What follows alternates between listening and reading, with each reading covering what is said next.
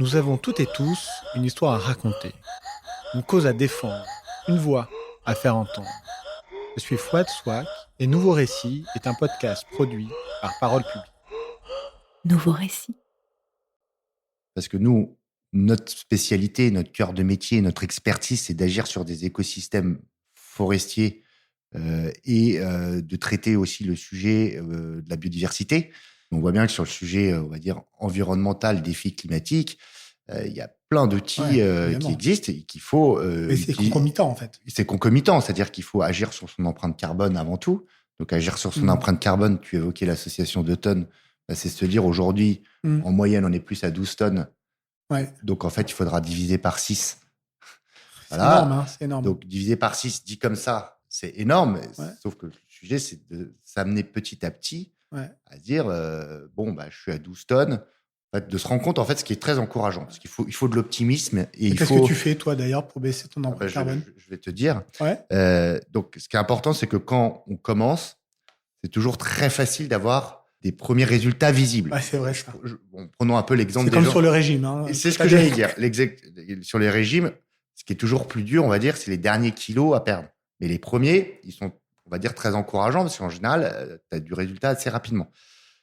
Pour le bilan carbone, il y a un peu cette même approche. Quand on est à 12 tonnes, en fait, on se rend compte que quelqu'un qui est à 12 tonnes, en général, c'est quelqu'un qui n'est pas regardant de son empreinte, donc qui est peut-être pas Un formé. mauvais élève, 12 tonnes hein, quand même.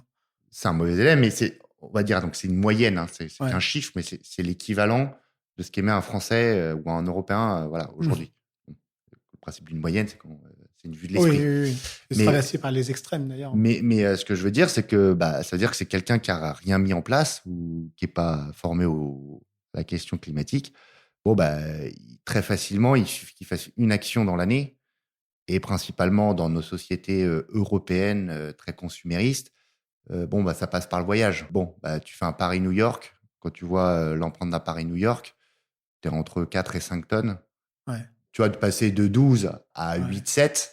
Après, on voit que c'est pour ça qu'il faut se former et que le principe de la transition, ça se fait pas à pas. Tu vois, tu as fait ça la première année, tu as baissé de 4-5 tonnes. Mais bien sûr, il faut aller plus vite. Tu actives d'autres choses. Donc ça veut dire en fait que les premiers leviers sont plutôt individuels, et puis après quand on va aller chercher les derniers kilos, eh bien là en fait on est quand même plutôt sur des choix de société. Alors, comme c'est l'affaire de tous, Ouais. c'est ce que tu fais à titre individuel, mais qui n'est qu'une partie de la réponse aux Ouais, objectifs ouais. climat. C'est-à-dire que si individuellement, on va baisser nos émissions de gaz à effet de serre, mais il faut en même temps, c'est le fameux en même temps, Ouais. agir au niveau des organisations. Ouais. Voilà. Donc, il y a toi, en tant qu'individu, qu'est-ce que je choisis de consommer comme produit, bien, service, voilà.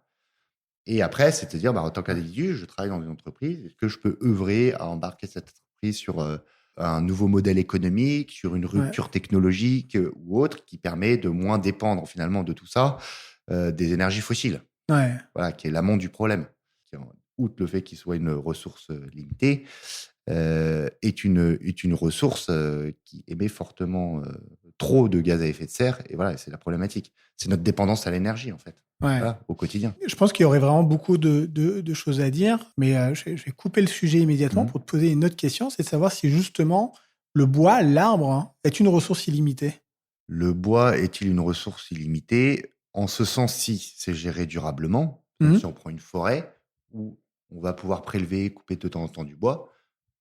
D'ailleurs, pourquoi on a encore des forêts? C'est parce que, historiquement, en France, notre code forestier, il date de Louis XIV. Et de ce code forestier, il était gravé dans le marbre qu'il fallait préserver cette ressource naturelle et justement qu'il fallait non seulement la préserver, mais la maintenir pour les générations futures. Ouais. Donc, nous, on a une histoire aussi. C'est vrai, et ça vient d'où? C'est quoi? C'est un paysagiste de Louis XIV qui avait une... Non, c'est Louis Non, XIV ouais. qui avait une vraie vision long terme, voilà, qui courait pas à l'époque sur un mandat à 5 ans. Non, mais qui a dit, voilà, c'est une ressource naturelle qui est importante. Ouais. Il faut miser pour les générations futures. Donc, c'est ce qu'il a fait. Et c'est ce qui a permis, historiquement, à la France, par exemple, de construire sa plus grande flotte navale Ouais. avec cette ressource bois. Et cette ressource bois, là, je parle des navires, mais c'était aussi le bois de chauffage, c'était du bois d'œuvre qui était utilisé pour de la construction. Mais il y avait ce souci de gérer durablement la ressource pour le bien commun et pour les futures Et générations. à cette époque, il y avait quoi? Est-ce qu'il y avait des tensions et donc il y avait des problématiques de... Non, c'est juste, Non, c'est vrai il n'y avait pas de problématique. Et d'ailleurs, depuis cette période-là, la surface forestière française n'a fait Augmente. qu'augmenter. Donc on voit qu'on peut avoir cette ressource si elle est gérée durablement, si on a une vision long terme. Et c'est tout le travail en fait de nos aînés qui sont passés avant nous Ouais. et qui ont bien fait, puisqu'on a encore aujourd'hui des forêts. Et à nous de se dire, avec les nouveaux défis, ce qui se passe sur le climat, comment permettre à nos forêts d'être résilientes face à ce changement climatique qui s'observe, qui se vit.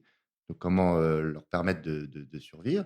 Et à la fois, la forêt est un levier puisqu'elle permet d'atténuer en partie le dérèglement climatique. Donc, elle a à la fois... Et comment? On sait tous, depuis petit, en fait, on comprend bien que dans le cycle de la vie, eh bien, il y a de l'oxygène. Nous, humains, en fait, on rejette du CO2. En tout cas, il y a des activités qui rejettent du CO2. Et puis ensuite, on a appris, en fait, quand on était jeune, que l'arbre a capté en fait ce CO2. Est-ce que tu peux nous en dire plus sur le rôle de l'arbre aujourd'hui, justement, dans le cycle de la vie? Et l'outil que ça représente justement dans ce défi du dérèglement climatique. C'est parler de la photosynthèse. Ouais.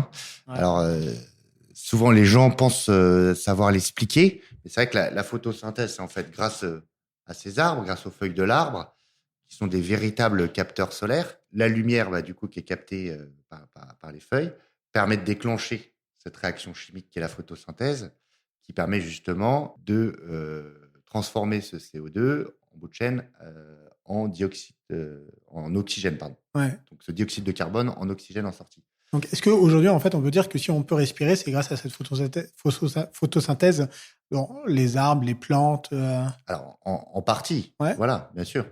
Mais surtout, justement, c'est ça ce qui est génial de l'arbre et des forêts, c'est qu'elle vient séquestrer ce dioxyde de carbone, ce CO2, qu'elle vient derrière, avec ce processus, transformer en biomasse. Donc, en fait, finalement, un tronc, des branches ou autre, c'est du CO2 séquestré. Ouais. C'est cette matière bois qui est du CO2. C'est une prison séquestré. à CO2. Voilà. Donc c'est hyper important. On a besoin de cette séquestration de CO2. Ouais. Comme on a besoin surtout de limiter nos émissions aussi de gaz à effet de serre. Donc, on voit qu'il y a une complémentarité. Oui. On voit bien que sur le sujet du climat, il faut éviter de réémettre tous ces gaz à effet de serre entre eux. Et à la fois, il faut des puits de carbone qui soient là déjà pour maintenir ce carbone qui est séquestré, pour éviter de le renvoyer dans l'atmosphère, et en plus d'augmenter ces puits de carbone pour retirer ce CO2 qui est émis. Est-ce que tu sais, en fait, s'il y a eu des études sur les capacités d'absorption et de séquestration du CO2 par les végétaux qui existent aujourd'hui? Est-ce que tu sais si, en gros, ces végétaux peuvent capter de manière quasi illimitée ce qui est produit? Est-ce que, non, en fait, s'il y a des excédents, on ne peut pas aller plus vite que la musique? Quel est le... Alors, ça, là-dessus, il y a des études, et les scientifiques, ils sont unanimes. C'est-à-dire qu'il faut qu'il y ait un niveau d'émission de CO2 qui peut être contenu par des puits de carbone naturels. Voilà, mais ça ne marchera que si on baisse ce niveau de gaz à effet de serre et si on augmente ces puits de carbone. C'est-à-dire qu'en l'état, avec toutes les émissions de gaz... Tu connais les chiffres, à peu près, les rapports Les rapports... En fait, ce qui est sûr, c'est que si aujourd'hui, si on devait recouvrir la planète Terre d'arbres et de forêts, ça ne suffirait pas à séquestrer tout ce qu'on produit. En trop. Tout ce qu'on produit. Voilà, d'être à ce fameux net zéro tel qu'on le dit. Donc, on voit bien qu'il y a un sujet, on émet beaucoup trop de gaz à effet de serre. Donc, il y a un sujet où il faut baisser drastiquement nos émissions de gaz à effet de serre tout en augmentant nos puits de carbone.